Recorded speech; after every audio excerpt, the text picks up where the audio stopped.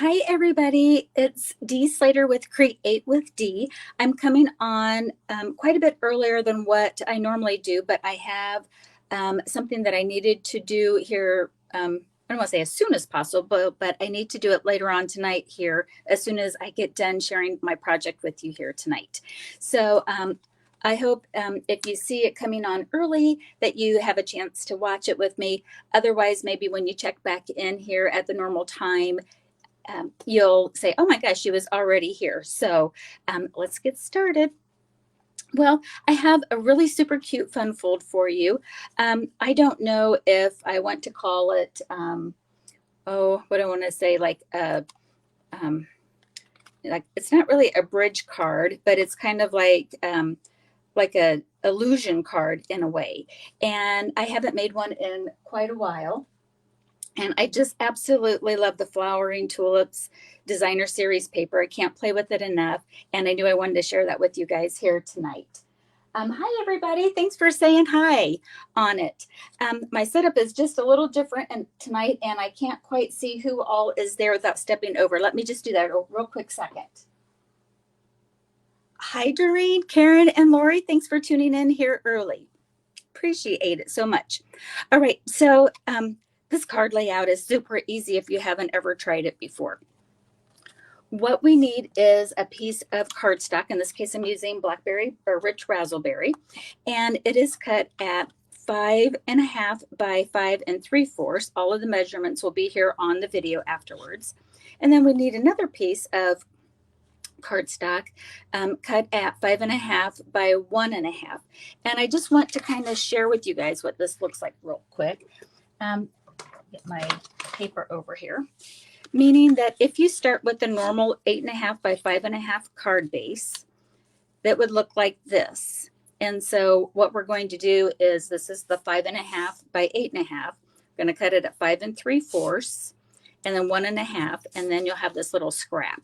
So just kind of start out with the same mentality as your cardstock base normally. Alrighty.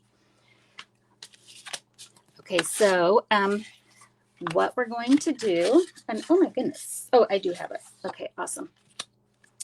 Let me just grab it real quick. Okay, so as you saw, I'm sorry, I have it scored. This is along the 5 3/4 side at 1.5.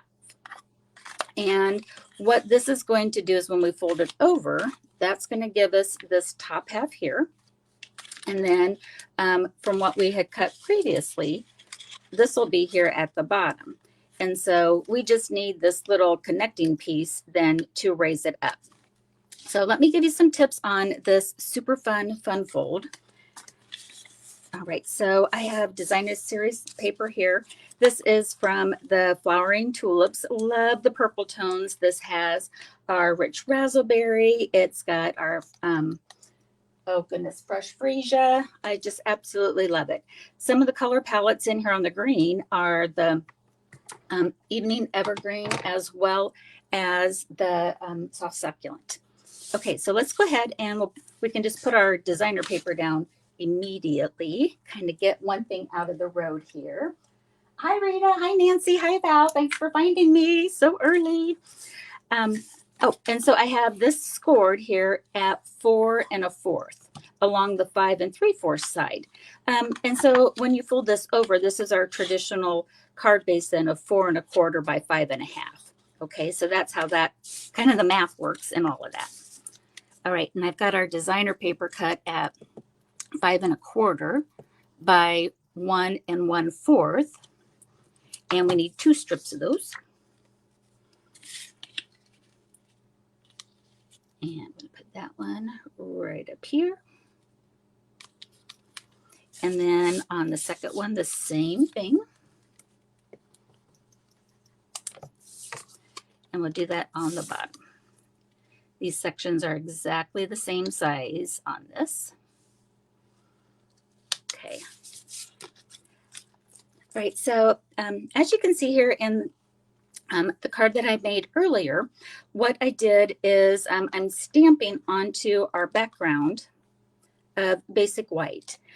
And I've got a little tip on that because you kind of have a one shot of doing it, trying to line it up. So when I make these cards, what I like to do is get a glue dot. You know, you can get a glue dot. Sometimes there's that removable adhesive that you can get as well. But I just kind of roll the glue dot in between my fingers to get some of the tackiness on it, because I really just want to use it to put it into place, to hold it into place, but I don't want it to actually go down 100%, because if I stamp goofy, I get a second chance by turning it over. All right, so I'm going to go ahead and mat it, what will be our inside of our card base. And this is cut at 4 by 5 1/4. Then what I like to do, okay, so that's kind of down for now.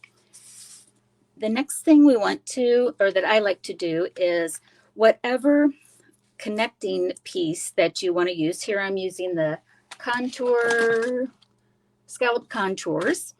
You know, and you could use anything. You could use circles. You could use just, you know, straight cutting your paper, as long as you've got plenty of real estate to cover your top and bottom of your folds here. But what I found was there were 2 of these, you know, the layering scalloped contours dies that I'm going to use. So I'm not going to put anything down right now. I'm just going to use the largest one in the background as kind of my, what do I want to say, kind of as my guide. So I'm going to go ahead and put this down again. I might have taken too much tackiness off of it. Well, forevermore. Get that back on here. There we go. All right. I am using, you know, I'm all about this flowering tulips, the whole suite of it. And I especially love the tulip dies. I used that a couple of weeks ago and I just can't stop playing with it. I'm going to use this sentiment here, love you so much. I think that would cover a bunch of different needs that I might have or want to send. And I'm using rich raspberry. And go ahead and get this inked up here. I'm using it towards the bottom because the center of my ink pad needs re-inked. So I just want to make sure I get it nice and juicy. All right. This is about the trickiest part of this, and it's really not so tricky once you get going. Oh my goodness, why is this moving? Let me just get a real, I'm not going to take so much of it off.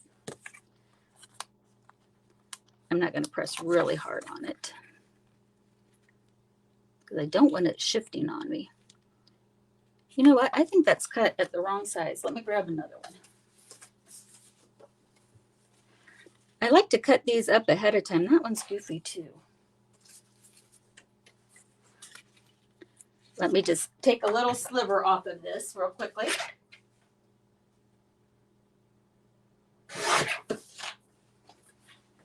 All right. I think that was what was holding me up here.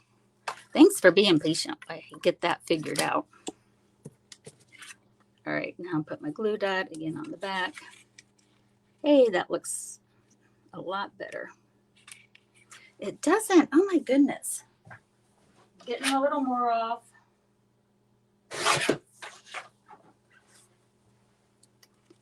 That's the beauty of this. It doesn't have to be exact. We're just going to keep cutting it till I like the matting. There we go. Everybody give me a round of applause. Thank you very much. Thank you very much. Okay, so then what I like to do is fold this down. And again, this is my biggest connecting piece that I'm going to use. Oops, and I'll drop this down just a little bit. You know, I think I scored this wrong. Let me do this again. Well, I'm going to just go with the flow on this. I probably was in such a hurry to do it that I kind of got all ahead of myself. All right, so this is our largest connecting piece, and I want to kind of just line that up. And this is going to be my area that I can stamp. So again, I'm going to ink this up again, and I'm going to come in here, and I can see exactly where I want to stamp. Line it up, and we'll stamp. All right, so now, you know, that was pretty good. So now before I go any further, I'm going to go ahead and take this off. I think I did that wrong. follow the measurements. It's 5.5 by 5 3/4, and then we're going to score it at 4 1/4, and then I promise you it'll work just fine. Then we want to make sure that we have our sentiment going in the right direction. I'm going to do one more quick test to make sure.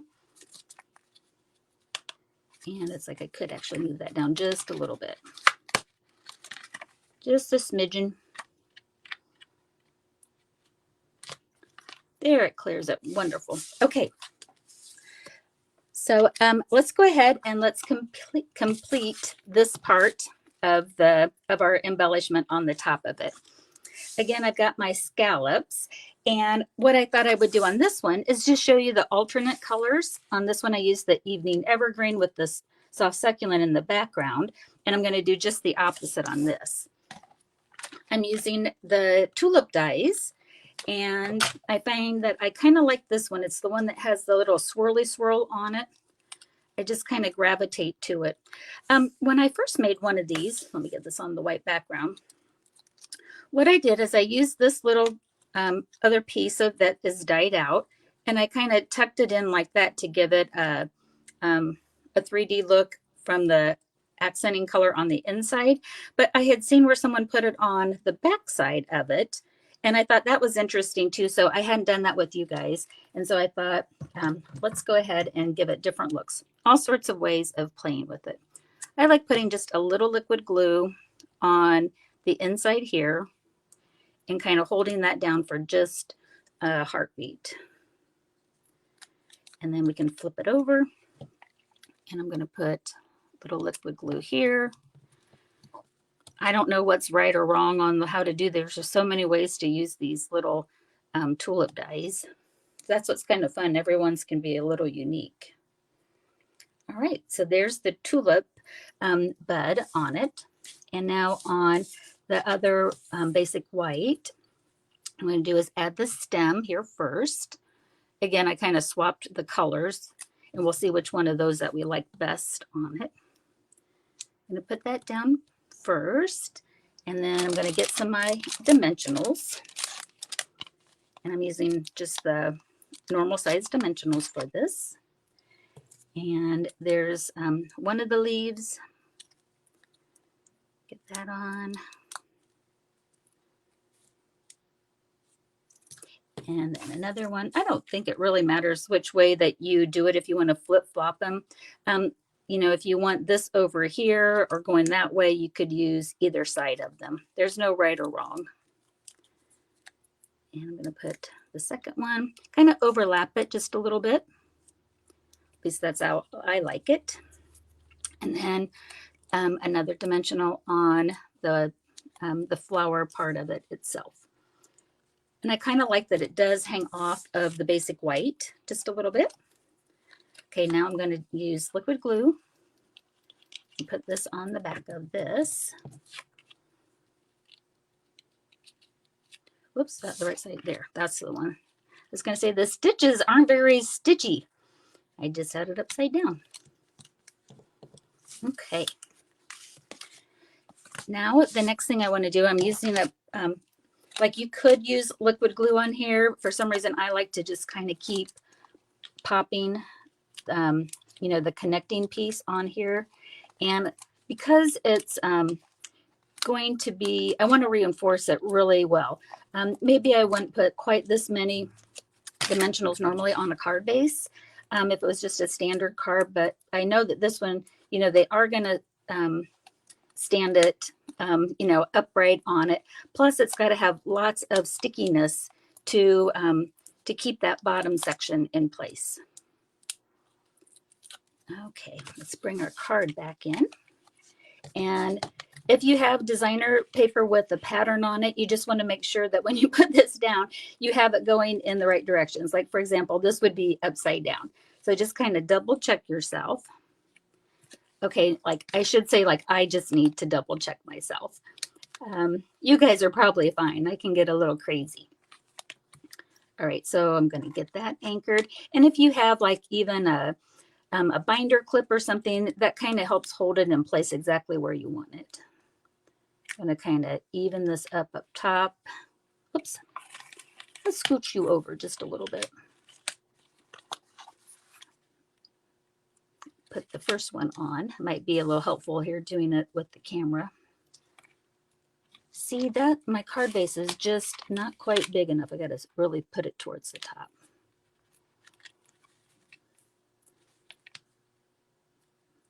And we'll put that down. That looks better.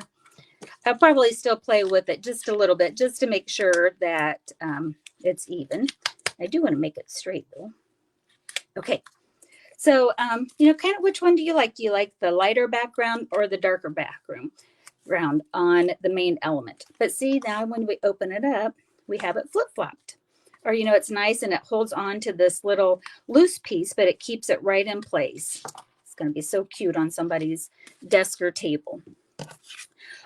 Now you could just stop it there and that's fine. And then what we want to do is if you do your personal writing, you want to make sure that you stay up here so that when this is closed, they don't see it. Same thing over here. I made the mistake one time of like just writing off over on the side on this layout, like happy birthday or something. And then when they closed it, you could see the writing. And for some reason that kind of bugged me. So just make sure, excuse me, that you stay on the top or the bottom when you handwrite. And then inspiration hit me yesterday when I put the sample together.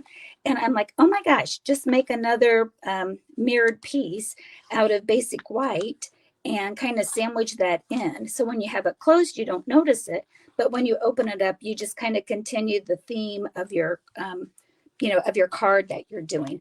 And why not, right? So I've got, excuse me, my voice is going for some reason. Evening Evergreen, that was one of the colors. That was the cardstock that we used, whether you use it for the leaves or the background. And what I want to do is, this is from the stamp set, like all of these leaves and such, go back to the dies as well.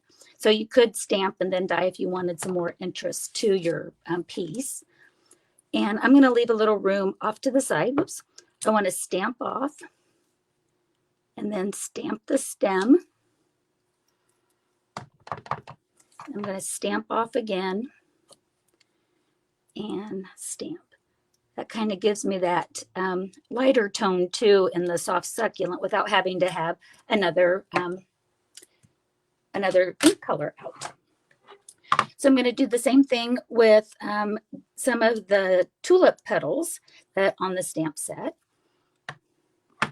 And I'm going to stamp off on this one. I don't know if it really matters which one's what. Oops. I might have this one going just a little too far.